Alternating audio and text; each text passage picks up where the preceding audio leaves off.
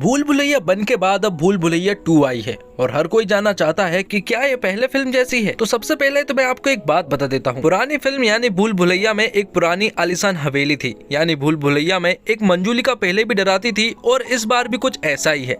लेकिन भूल भुलैया को पुरानी वाली का सीक्वल कहना या इसके किसी और पहलू की तुलना पहले वाली से करना भूल होगी, क्योंकि न केवल इस फिल्म की स्टार कास्ट नहीं है बल्कि डायरेक्टर और कहानी भी नहीं है। इसकी कहानी का पहले वाली मंजूलिका से कोई लेना देना नहीं है, यानी नई पीढ़ी के लिए नया प्रोजेक्ट नए फ्लेवर के साथ। तो दोस्तों एक्सप्लेनेशन शुरू करते हैं, लेकिन उससे पहले वीडियो को लाइक कर दीजिए और चैनल को सब्सक्राइब कर दीजिए ताकि आपको इसी तरह के लेटेस्ट और फ्रेश कंटेंट मिलते रहे। तो चलिए शुरू करते हैं आज का एक्सप्लेनेशन। फिल्म की शुरुआत में हम देखते हैं एक हवेली को, जहां पर घर की बहुरानी को चुड़ैल मंजूलिका के चंगुल से बचाने के लिए तंत्र मंत्र चल रहे हैं और तांत्रिक उस आत्मा को निकालकर हवेली के एक कमरे में बंद कर देता है। तांत्रिक ने उस गेट को इस तरह से बंद किया था कि मंजूलिका को बाहर आना तो इम्पॉसिबल ही था, जिसके बाद पूरा परिवार हवेली छोड़कर चला जाता है और दूसरी जगह पर शिफ्ट हो जाता है। अब कहानी आज में लौटती है, जहां रीत मेडिकल की पढ़ाई करने के बाद पापा जी की मर्जी से शादी करने के लिए घर लौट रही थी। ये मनाली में उसका लास्ट वेकेशन था, इसलिए वह यहाँ पर एंजॉय करना चाहती है और रास्ते में वह टकराती है रोहान रंधावा से,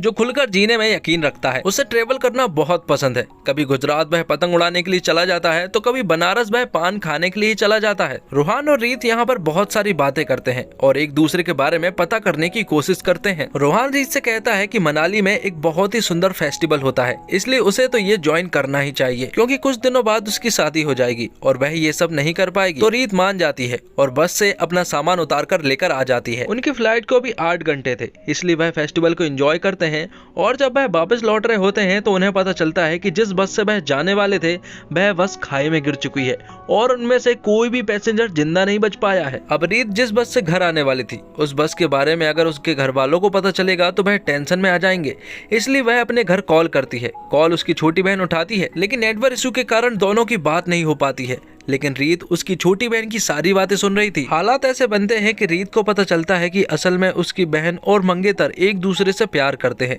इसलिए उन्हें एक करने के लिए वह एक प्लान बनाती है। रीत तो इस शादी से पहले भी खुश नहीं थी और अपनी छोटी बहन के लिए वह इतना तो कर ही सकती है। रीत अपने प्लान को पूरा करने के लिए रोहान की मदद मांगती है, लेकिन रोहान तो उसे साफ मना कर देता है, क्योंकि वह तो घूमना चाहता है।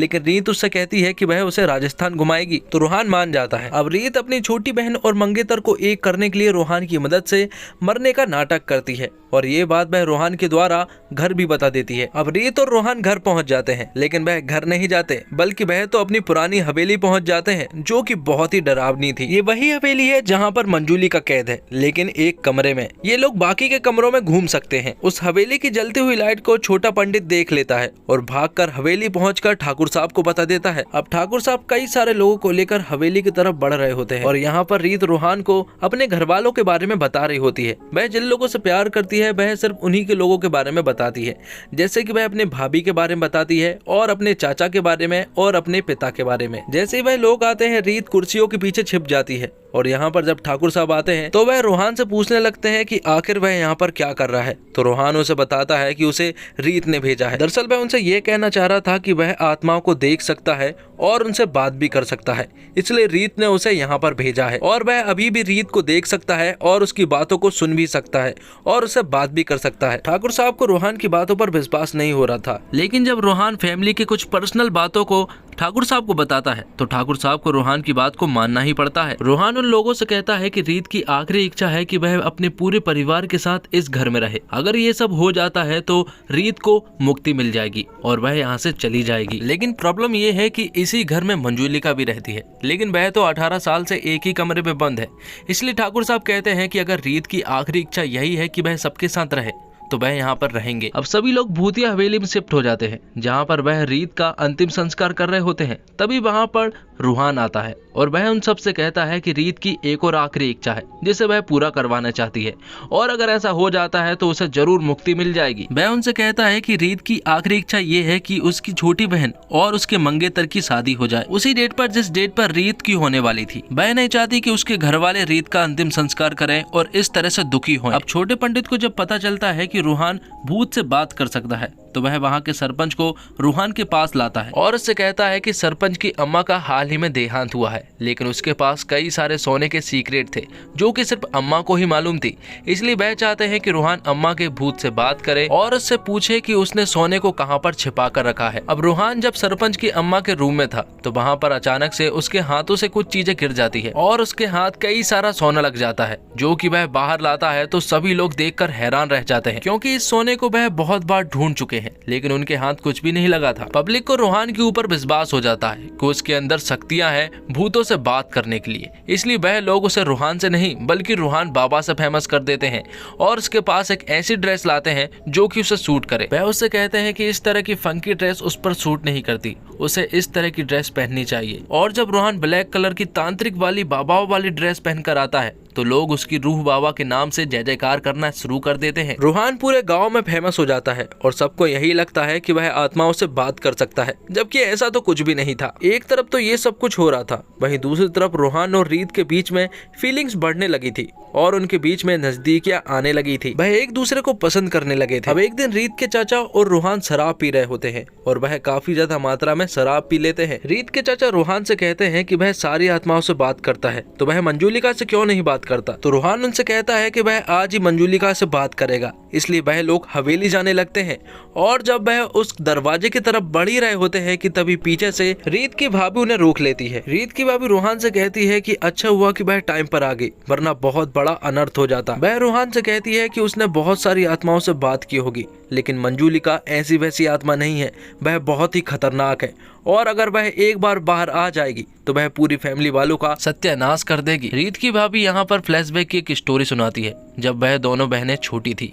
मंजूलिका और अंजुलिका दोनों ही सगी बहन थी और दोनों ही जुड़वा थी, लेकिन यहाँ पर उनके पिताजी सिर्फ अंजुलिका से ही प्यार करते थे और इसलिए ये बात मंजूलिका को बिल्कुल भी पसंद नहीं आती क्योंकि वह सिर्फ अंजुलिका से प्यार करते थे। उन दोनों बहनों के पिता को नृत्य और संगीत में महारत हासिल था, लेकिन अंजुलिका सिर्फ पढ़ाई पर ज्यादा ध्यान देती थी, लेकिन मंजूलिका तांत्रिक विद्याओं में ध्यान देने लगी थी। उसके पिता ने मंजूलिका को कई बार रोकने की कोशिश की, लेकिन मंजूलिका उनकी बात को बिल्कुल भी नहीं मानती थी और चोरी छुपे तांत्रिक विद्या सीखने लगी थी। मंजूलिका ठाकुर साहब के लड़के को पसंद करती थी और उससे शादी भी करना चाहती थी और एक दिन ठाकुर साहब के यहाँ से शादी का रिश्ता आया। मंजूलिका को ऐसा लग रहा था कि ये रिश्ता उसके लिए आया है, बल्कि ये रिश्ता उसके लिए नहीं बल्कि उसकी बहन के लिए आया था। और ये सुनने के बाद तो मंजूलिका का गुस्सा 7वें आसमान पर पहुंच चुका था। अब अंजुलिका और कुंवर साहब की शादी हो जाती है, लेकिन मंजूलिका ने फिर अंजू को मारने की कोशिश की, लेकिन किसी तरह से अंजुलिका ने मंजूलिका को मार दिया था। इसके बाद भी मंजूलिका ने उनका पीछा नहीं छोड़ा था। तब मंजूलिका ने कुंवर साहब को ऊपर से नीचे फेंक दिया था, जिससे उनके बॉडी के पार्ट्स काम करना बंद कर देते हैं और फिर किसी तरह से तांत्रिक को बुलाकर मंजूलिका को एक कमरे में कैद करवाया और अब मंजूलिका 18 साल से उसी कमरे में बंद है।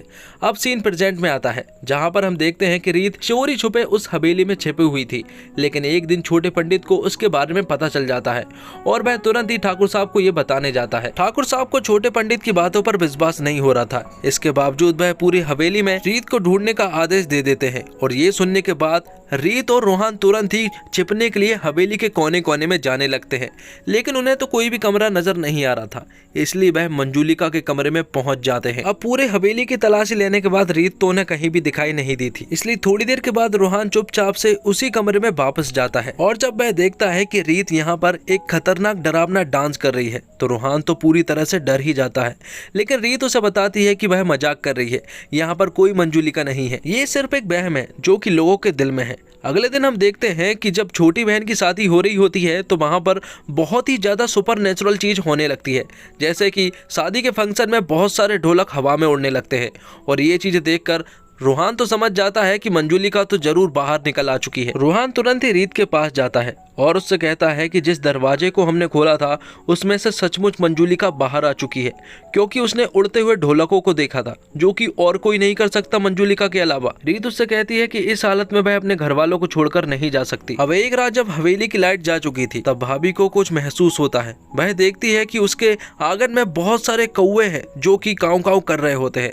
ये देखकर भाभी को बहुत ही अजीब सी फीलिंग आती है और वह समझ जाती है कि मंजूलिका उस कमरे से बाहर आ चुकी है, इसलिए वह तुरंत ही रोहन के पास जाती है और उससे पूछती है कि रीत कहाँ पर है, क्योंकि उसे पता चल चुका है कि रीत जिंदा है और यहीं पर है, क्योंकि हाल ही में उसके ऊपर मंजुलिका ने अटैक किया है। यहाँ छोटे पंडित, बड़े पंडित और उसकी पत्नी लोगों को डराने की कोशिश कर रहे होते हैं, लेकिन उन्हें क्या मालूम था कि मंजुलिका सच में वापस आ चुकी है। अब कुछ दिनों के बाद छोटे पंडित और बड़े पंडित का नाटक रोहान के हाथों पकड़ा जाता है और वह समझ जाता है कि ये मंजुलिका वाला नाटक सिर्फ यही लोग फैला रहे हैं, इसलिए वह उन्हें बहुत मारता है और मंजुलिका बनी उसकी पत्नी को भी वह वहां से भगा देता है। थोड़ी देर के बाद छोटे पंडित और बड़े पंडित फिर से रोहान के पास आते हैं और उससे कहते हैं कि उन्होंने हाल ही में मंजुलिका को वहां पर देखा।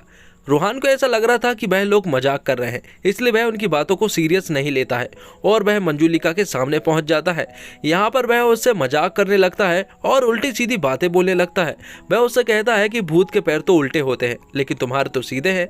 लेकिन तभी मंजुलिका अपने पैरों को उल्टा कर देती है और ये देखकर रोहान की पतलून गीली हो जाती है। फिर मंजुलिका रोहान को एक खाई के पास ले जाती है और उसे धक्का दे देती है और फिर उसी रात रोहान हवेली में आता है। उन सभी के सामने वह मंजुलिका वाला गाना गाने लगता है और उन सभी के सामने एक डरावना डांस भी करने लगता है जो कि मंजुलिका किया करती थी। यहाँ पर उन सभी को ऐसा लग रहा था कि रोहान के अंदर मंजुलिका आ चुकी है, इसलिए वह ऐसी उल्टी सीधी हरकत कर रहा है। साथ में यहाँ पर हमें ये भी दिखाया जाता है कि जिस तांत्रिक ने मंजुलिका को उस कमरे में 18 साल के लिए बंद किया था, वह उसे भी वहीं पर मार देती है। रोहान यहाँ पर उन लोगों से कहता है कि वह उनके परिवार के लोगों में से एक को कल मार देगा और वह भाभी की तरफ उंगली उठा देता है, जिससे सभी लोग समझ जाते हैं कि रोहान के अंदर मंजुलिका ही घुस चुकी है। और जैसे ही वह अंजुलिका को मारने के लिए आगे कदम रखने लगता है कि अंजुलिका एक चाकू निकालती है और रीत के ऊपर रख देती है, जिससे हमें पता चलता है कि 18 साल से जो अंजुलिका बनी घूम रही है वह कोई और नहीं बल्कि मंजुलिका ही है, जिसने 18 साल पहले अंजुलिका से खुद की बदली कर दी थी। ये बात तो उन्हें कभी पता चल ही नहीं पाती अगर अंजुलिका खाई में फेंकते हुए रोहान को ये सारी बातें नहीं बता दी तो।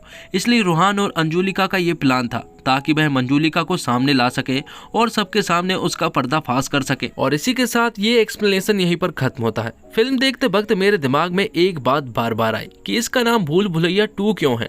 वहाँ मंजुलिका के जरिए अवनी की मेंटल हेल्थ पर बात की, यहाँ मंजुलिका को कोई भूत बना दिया, कुछ पुराने किरदारों को सिर्फ उसके नाम के लिए यूज किया। इन सवालों के कोई जवाब नहीं, क्योंकि कायदे से ये फिल्म भूल भुलैया का सीक्वल होने की जगह एक अलग हॉरर कॉमेडी हो सकती थी, लेकिन तब मेकर्स शायद भूल भुलैया के नाम पर ऑडियंस को थिएटर तक ना ला पाते। भूल भुलैया 2 ऐसी फिल्म है जिसमें अगर आपने सेंस ढूंढने की कोशिश की तब आप इस फिल्म को एंजॉय नहीं कर पाएंगे। बाकी यह एंटरटेनमेंट के नाम पर वही चीजें परोसी है जिन्हें हम दर्जनों बार देख चुके हैं। अगर ये एलिमेंट आपके लिए अब भी वही काम करता है तो आप 2 घंटे 20 मिनट की इस फिल्म को एंजॉय कर सकते हैं। तो दोस्तों, उम्मीद करता हूँ आपको ये वीडियो पसंद आई होगी। वीडियो अगर आपको अच्छा लगा हो तो वीडियो को लाइक जरूर कीजिएगा और चैनल को भी जरूर से जरूर सब्सक्राइब कीजिएगा ताकि आपको इसी तरह के लेटेस्ट और फ्रेश कंटेंट मिलते रहे।